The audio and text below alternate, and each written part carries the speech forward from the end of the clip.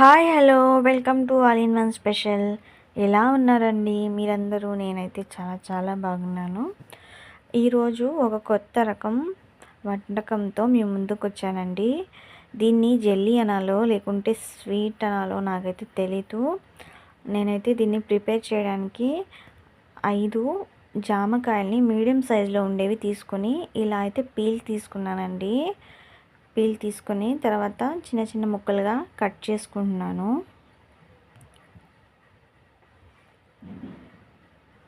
ఇలా పిల్లలకి ప్రిపేర్ చేసి పెడితే చాలా చాలా ఇష్టంగా అయితే తింటారండి.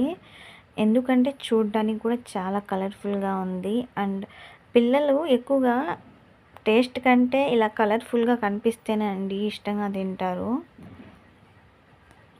అందుకని చెప్పి ఇలా కలర్ఫుల్గా అయితే ప్రిపేర్ చేసుకోండి. ఇప్పుడైతే నేను జామకాయ ముక్కల్ని ఇలా కట్ చేసుకున్నాను కదండి. ఇప్పుడు స్టీమ్ చేసుకోవాలి. నేనైతే ఇడ్లీ కుక్కర్లో అయితే పెట్టేసి స్టీమ్ చేసుకుంటున్నాను. ఇప్పుడైతే జామకాయ మంచిగా స్టీమ్ అయిపోయిందండి. చూసారు కదండి, కలర్ కూడా చాలా చేంజ్ అయిపోయింది. గ్రీన్ కలర్లో ఉన్నది ఇప్పుడు పండిపోతే జామకాయ ఏ కలర్లో ఉంటుంది ఆ కలర్లోకి అయితే చేంజ్ అయిపోయింది. వీటిని ఇప్పుడు ఒక జార్లో వేసుకొని మిక్సీ పట్టుకోవాలండి, మెత్తగా పేస్ట్ లాగా. నేనైతే పేస్ట్ చేసేసానండి. ఇప్పుడు ఈ పేస్ట్ని జ్యూస్ స్ట్రైనర్ ఉంటుంది కదండి, అది తీసుకొని దాంట్లో వేసుకొని స్పూన్తో మనం ప్రెస్ చేస్తూ ఉంటే పేస్ట్ మొత్తం ప్యూరిఫైర్ అవుతుందండి. చూసారు కదండి, ఈ పేస్ట్ని అయితే ఇప్పుడు నేను స్ట్రైనర్లో వేసుకుంటున్నాను. ఇలాగా చేసుకోవడం వల్ల మనకు విత్తనాలు అవనేవి పైనే ఉండిపోతాయి. అలా అయితే చేయడం వల్ల మనకు పేస్ట్ అనేది మంచిగా పర్ఫెక్ట్గా ఉంటుంది. చూసారు కదండి, ఇది కొంచెం థిక్గా ఉంది కాబట్టి స్ట్రైనర్కే అంటుకుంటుందండి. మనము స్పూన్తో క్లీన్ చేసుకుంటూ మళ్ళీ స్పూన్తో ప్రెస్ చేస్తూ ఉంటే ప్యూరీ పేస్ట్ అనేది మళ్ళీ కింద స్ట్రైనర్కి అంటుకుంటుంటుంది. దాంతో స్పూన్తో క్లీన్ చేసుకుంటూ ఉండాలి. అంతేనండి ప్రాసెస్. ఇలా చేస్తూ మనకు నీట్గా పేస్ట్ని అయితే తయారు చేసుకోవాలి. ఇలా మొత్తం విత్తనాలే వచ్చాయి, చూస్తున్నారు కదండి. ఇలా నేను మొత్తం పేస్ట్ని అయితే మంచిగా చేసుకున్నాను. చూసారు కదండి, మొత్తం నాకు ఇలా తయారైంది. ఇప్పుడు ఒక మెజర్మెంట్కి ఒక కప్పుని అయితే తీసుకుంటున్నానండి. ఆ కప్లో ఈ పేస్ట్ని అయితే వేసుకుంటున్నాను.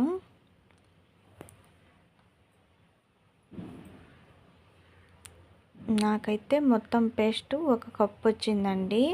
5 జామకాయలతో నాకు ఒక కప్పు పేస్ట్ వచ్చింది. ఇప్పుడు స్టవ్ ఆన్ చేసి ఒక బాణలి పెట్టుకొని దాంట్లో గీని వేసుకున్నానండి.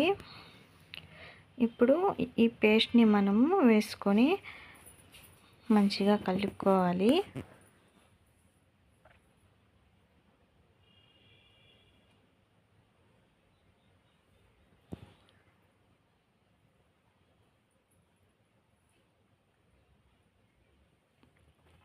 ఇప్పుడు ఏ కప్తో అయితే మనము పేస్ట్ని మెజర్మెంట్గా తీసుకున్నామో అదే కప్తో చక్కెరని ఒక కప్పుని తీసుకుంటున్నానండి. ఇప్పుడు ఈ చక్కెర కరిగి పేస్ట్ అనేది లిక్విడ్లా తయారైపోతుందండి. చూసారు కదండి, ఇప్పుడు దీన్ని మనము లో ఫ్లేమ్లోనే పెట్టి మంచిగా కుక్ చేసుకోవాలి.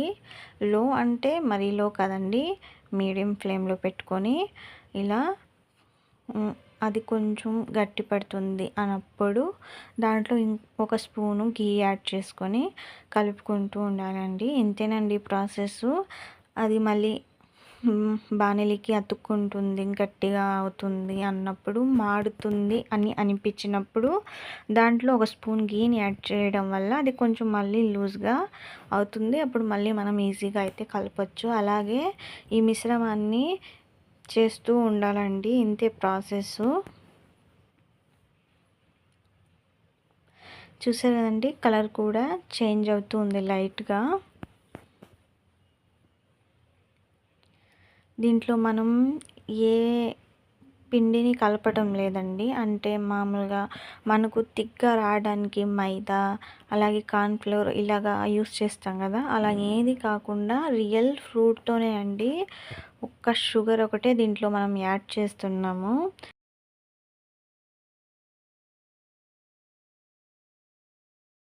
స్వీటో లేదా జెల్లీనో మీరే పేరు పెట్టండి.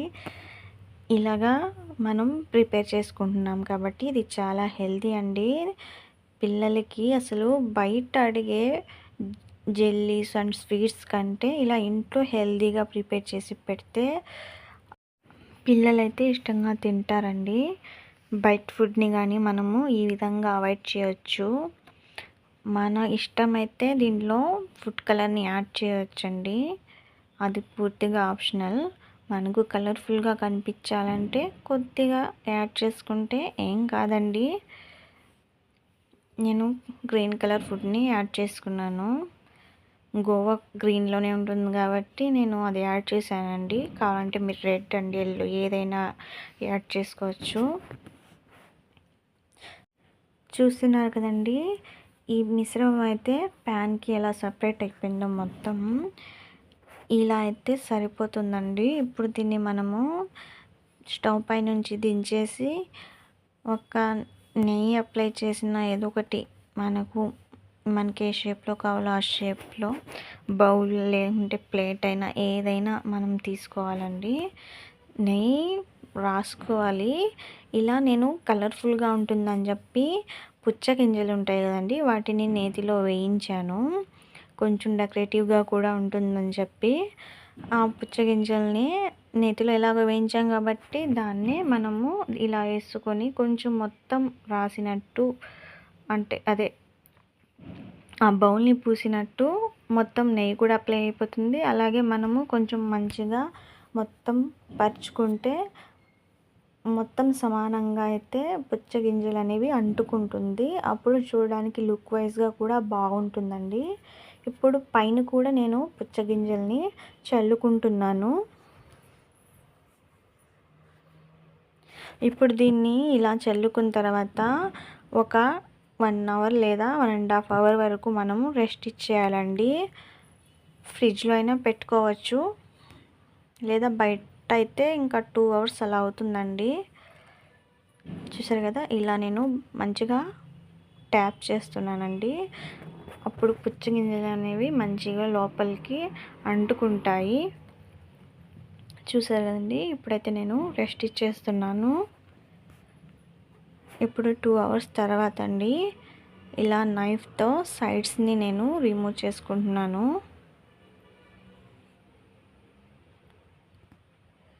సైడ్స్ లూజ్ చేసుకుంటూ రిమూవ్ చేసుకుంటే మనకు ఈజీగా అయితే వచ్చేస్తుందండి.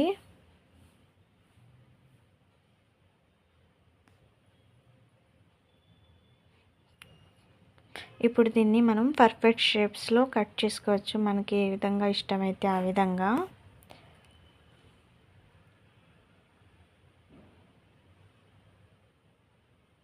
కొంచెం ప్లేట్ చిన్నది అవ్వడం వల్ల కొంచెం నాకు కంఫర్టబుల్గా లేదండి. అంటే నాకు ఎగ్జాక్ట్గా అది చేతికి వచ్చింది, అది తీసేసుకున్నానండి. ఇంకా మళ్ళీ ఎందుకు మార్చడం అని చెప్పి దాంట్లోనే నేనైతే కట్ చేస్తున్నాను.